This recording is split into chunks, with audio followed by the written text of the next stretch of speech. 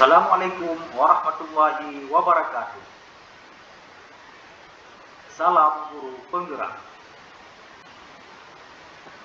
Perkenalkan, saya Munawar, calon guru penggerak Angkatan 8 dari SMP Negeri 1 Merah 2, Kabupaten Pidijaya, Provinsi Aceh. Pada video ini, saya akan memaparkan demonstrasi kontekstual terhadap pemikiran filosofis Ki Hajar Dewantara tentang pendidikan. Menurut Ki Hajar Dewantara, menuntut anak harus sesuai dengan kodratnya. Pendidikan bertujuan untuk menuntut segala kodrat yang ada pada anak-anak, agar mereka dapat mencapai keselamatan dan kebahagiaan yang setinggi-tingginya. Menuntut yang dimaksud adalah pendidik itu hanya dapat menuntut tumbuh atau hidupnya kekuatan kodrat yang ada pada anak-anak, agar dapat memperbaiki lakunya, bukan dasarnya hidup, dan tumbuhnya kekuatan kodrat anak. Sebagai perumpamaan, peran peserta didik diibaratkan seorang petani atau tukang kebun yang tugasnya adalah merawat sesuai kebutuhan dari tanaman-tanamannya agar tumbuh dan berbuah dengan baik. Tentu saja, beda jenis tanaman, beda perlakuannya. Sebutir biji jagung, biarlah tumbuh dan berkembang menjadi jagung itu sendiri. Jangan kita paksakan menjadi padi, dan begitu juga sebaliknya. Maka tugas seorang petani hanyalah memberikan perawatan terbaik pada biji jagung tersebut agar tumbuh secara optimal, seperti memilih tanah yang subur, menyiram dengan teratur, memberi pupuk yang bagus, mendapat sinar matahari yang cukup, dan lain sebagainya. Setiap anak didik memiliki potensi yang berbeda-beda, maka berbeda pula cara memberikan pelayanan dalam mengembangkan potensinya, seperti halnya bagaimana menerapkan strategi, model, metode, dan teknik pembelajaran yang tepat sesuai dengan karakter anak itu sendiri.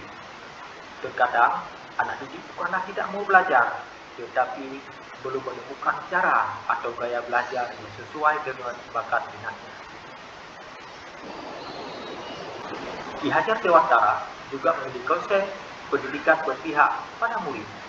Menurut Ki Hajar Dewantara, mendidik dan mengajar adalah proses memanusiakan manusia, sehingga harus memerdekakan manusia dan segala aspek kehidupan, baik secara fisik, mental, jasmani, dan rohani.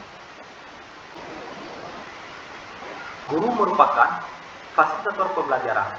Artinya, guru harus mampu memfasilitasi, mendorong, atau menuntun murid-muridnya dalam menumbuh kembangkan potensi-potensi yang dimiliki agar kelak menjadi manusia mandiri, berkarakter, dan kuat. Jadi, seorang fasilitator, guru hanya memberikan tuntunan sesuai dengan kodrat yang dimiliki agar murid dapat belajar sesuai dengan kebutuhannya, serta memperoleh kemerdekaan dalam proses belajarnya. Seorang pendidik juga harus bisa melayani segala bentuk kebutuhan metode belajar siswa yang berbeda-beda, yaitu harus berorientasi pada anak. Kita harus bisa memberikan kebebasan kepada anak untuk mengembangkan ide, berpikir kritis, mengembangkan bakat minat, agar pembelajaran siswa benar-benar merdeka. Tapi kebebasan itu bukan berarti kebebasan mutlak, perlu tuntunan dan arahan dari guru, supaya anak tidak kehilangan arah dan membahayakan dirinya.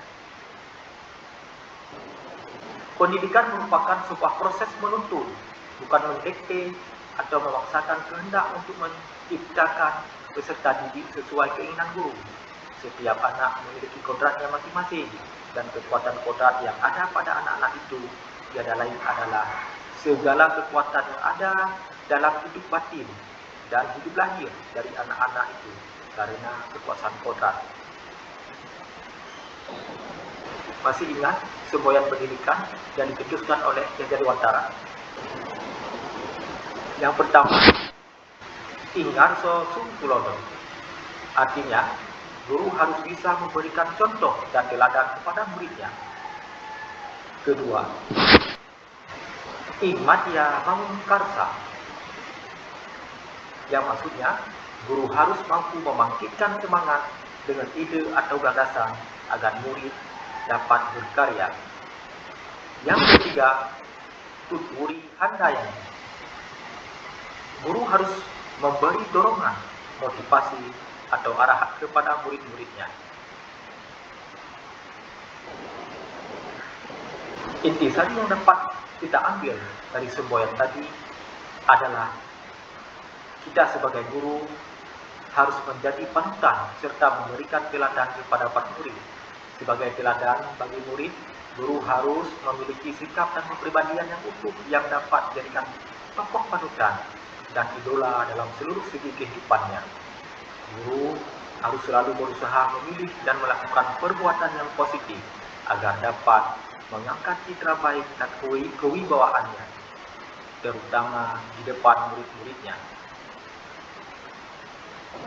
Guru juga harus mampu merangsang terciptanya ide dan gagasan-gagasan. Guru harus menjalin komunikasi yang baik dengan murid-muridnya. Hubungan komunikasi yang baik ini akan membuat murid terbuka dalam menyampaikan masalah dan pemikirannya.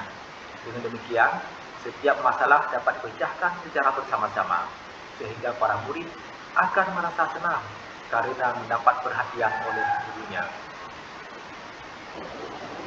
Selanjutnya, guru juga harus mampu memberikan dorongan dan arahan kepada murid-muridnya. Dorongan yang dimaksud yaitu guru harus menuntun para murid untuk mengembangkan potensi-potensi yang dimilikinya, baik itu pengetahuan ataupun karakter, agar tumbuh dan berkembang secara optimal sehingga menjadi manusia seutuhnya. Untuk mewujudkan pembelajaran berpihak kepada murid tidaklah mudah. Banyak tantangan yang harus dihadapi guru, di antaranya masih rendahnya minat atau motivasi murid untuk belajar. Kemudian, kemampuan guru belum maksimal dalam memahami pemikiran Ki Hajar Dewantara, yaitu pendidikan berpihak pada murid.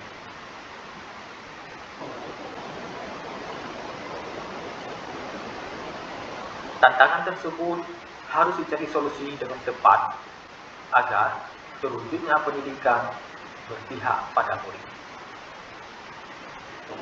Adapun solusi dari tantangan tersebut adalah guru harus menggunakan model atau metode yang bervariatif agar murid tidak bosan di kelas. Kemudian, guru harus mengikuti pelatihan, seminar, ataupun workshop untuk pengembangan diri agar dapat menguatkan pemahaman tentang pendidikan yang berpihak pada murid. Ayo kita bergerak mengupgrade diri, menjadi guru yang selalu menuntun, memberikan teladan, dan mengajar berpihak pada murid. Salam guru penggerak. Wassalamualaikum warahmatullahi wabarakatuh.